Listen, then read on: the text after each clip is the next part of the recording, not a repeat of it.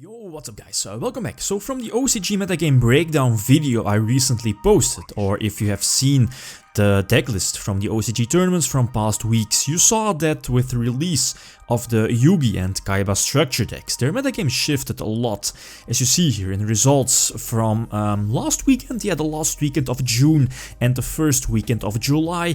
ABC as the new deck immediately took second place in the top decks during these two weekends, and Blue Eyes declined in tops a little bit while DDD kept increasing throughout the past few months and eventually taking place number one as most represented deck currently in their top cuts.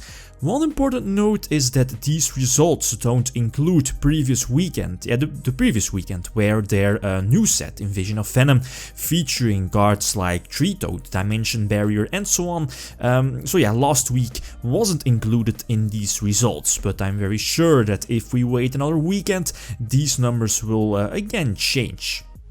But for now, the website you see here has all the available deck lists posted from past weekend, so post release of Invasion of Venom.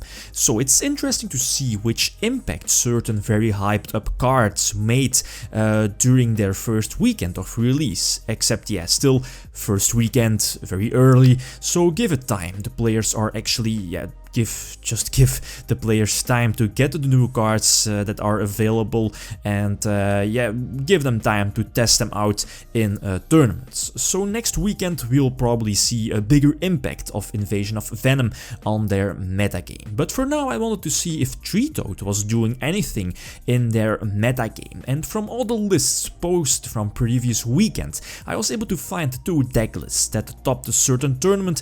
I believe one tournament with 130 players and the other tournament with about 80 players, which is okay, I guess.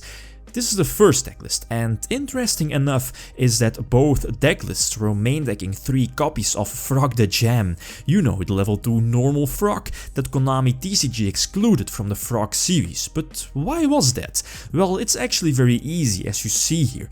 The reason why the famous sentence, except Frog the Jam, can be found on cards like Swap Frog is that in the OCG, Frog the Jam is not considered being a frog if we take a look at their Japanese names. So from both Frog the Jam and any other frog, in this case it will be Swap Frog, we can see a small difference between both symbols here, pointed out in red. You see the small two dots here.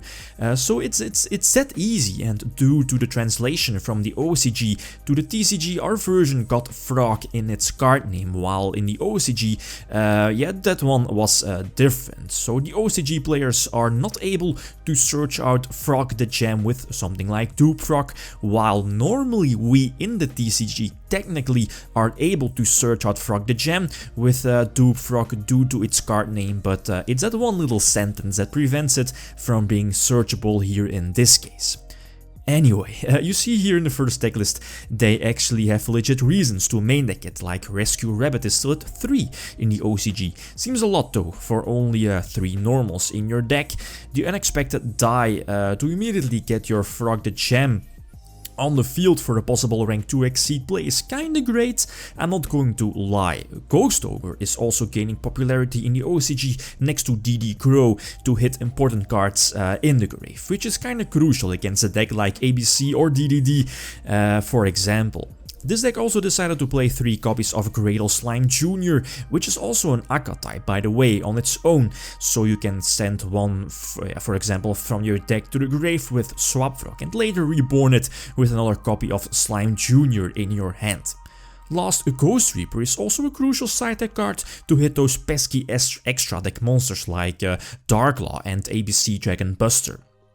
The second decklist here is a little different from the first one. Unicorn and Treebone Frog serve as a small tribute engine, you know, the Monarch way of running this deck, which is something cool because we all know how strong Unicorn is in a format where Cosmo is not available. This deck also decided to main deck 2 copies of Cupidity, well, Pot of Desires as it's called now in a TCG, and it was recently revealed that it's going to be a lovely and expensive secret rare in the TCG. For me, no surprise, because it will definitely be one of the big money and selling cards of the Dark Illusion, so the new set coming out in a few weeks. Alright, so next weekend, or at least yeah, within the next few weeks, definitely an update for the OCG metagame breakdown videos, and that's it, guys. Thanks for watching, and feel free to leave a comment or a like if you enjoyed the video. Lithium signing out. Peace.